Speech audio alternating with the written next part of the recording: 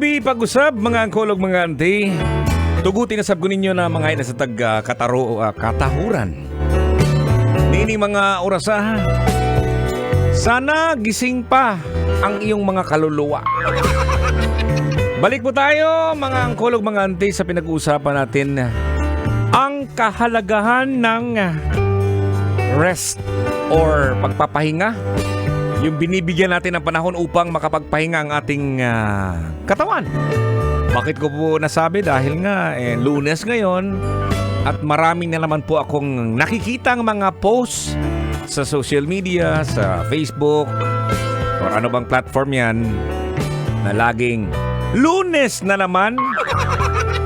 Kalami bang lusio ng kigol?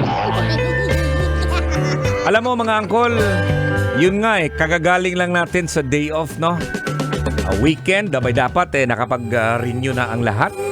Hindi po renew ng lisensya, ha? Renew ng katawan, refresh ng katawan, at saka pahinga. Halos lahat po ay gagana muli kung i-unplug po sa loob ng ilang minuto. Kumbaga, parang isang bagay lang yan, no? Halimbawa, desktop, laptop o cellphone man yan. I-off mo kapag nag-hang, then turn it on, gagana yan ulit. Alam mo, Kolte, maglaan talaga tayo ng oras, no? Mag-relax, mag-recharge. Samahan niyo pa ng muni-muni. Alam mo, minsan okay yung wala kang ginagawa actually, no? Diba? Asin, wala kang ginagawa. Mura lang ka og gabadago or simang itlog. Sabi nga nila, ang pahinga ay isang art. Isang sining. Bahagi ng sining din ang trabaho. Nasa iyo kung paano mo yun gagawin yung pag-rest mo. At hindi lang yan, ang pahinga din ay parang isang matamis na sarsa ng paggawa.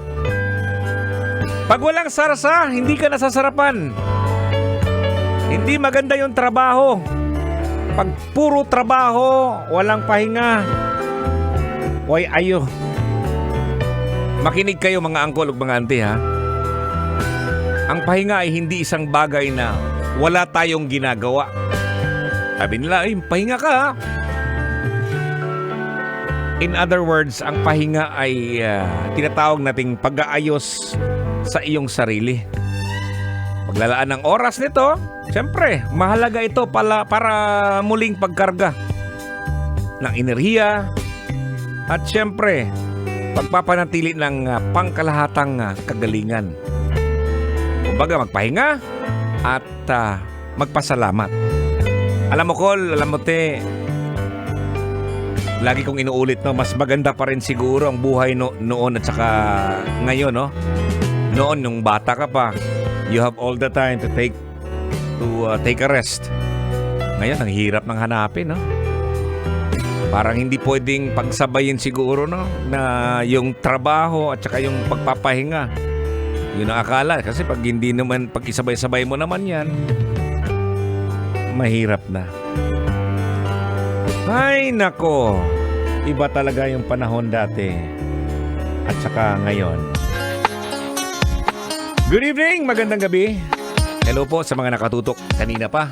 Kasama niyo pa rin si Totoy Bato. Ayan, hinahanda natin, no? Gusto kong sumali kayo dito sa ating pinag-uusapan every night. Lunes hanggang Biyernes yan, no? 9 ng gabi hanggang alas 12. Kasama niyo po si Totoy Bato. Kahit saan ka man ngayon, no? Sabihin natin, nasa lansangan ka pa.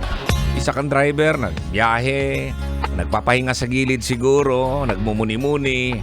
Tapos nakikinig kay Totoy Bato. Tapos ikwento mo naman sa kasamahan nating mga driver dyan, no? Na ito na yung programa paglabas natin. Pag 9 to 12 na ng 9 ng gabi hanggang alas 12 na ng madaling araw, matik na po yan. Totoy na. Oo, yan na yung call. Totoy na ta kay Nanas Totoy Bato. Again, huwag niyo pong kalimutan, no? Pa-like na lang po ang aking fan page, Totoy Bato Official. Andyan po, mga gagawin natin araw-araw, mga kasabihan dyan. Marami tayong ginagawa dyan. Hindi lang puro mukha ni Totoy Bato, ha? Kay kung puro muka, kuyawan ko kay basin naglusion man yun na ninyo ng akong kigol. Yung mga pinopopost ko lang, yung mga minsan muka, minsan yung mga kasabihan. Tapos pag nabasa nyo na, sasabihin nyo, yaward sa kang kulo! Alright, no? Ayan, pang-apat nating linggo ngayon para sa ating programa dito, 3 oras. At siyempre, huwag kalimutang magpahinga. Kung kahapon, trabaho mo kahapon, Kolo, kaya auntie, ngayon ang day off mo siguro, malalayo pa. Kapag may panahon talaga, you take time to rest kasi doon tayo humuhugot ng lakas at enerhiya. Kasi pag nasobrahan po ng pagtatrabaho, baka pagdating ng ilang araw, wala na, di na mo gana imong spark plug. So, kailangan you have to budget your time, no? Especially sa may mga anak ngayon, no? Mahirap. May mga anak, no? Dili makapagpahinga sa bahay, andun na lang sa labas. Alright, no? Thank you very much sa inyo. At tuloy-tuloy pa rin ating programa bukas, 9 ng gabi hanggang alas 12 ng madaling araw. Amping mo ha, mga angkol o mga auntie. Kinigyapon si Totoy Bato. Yun!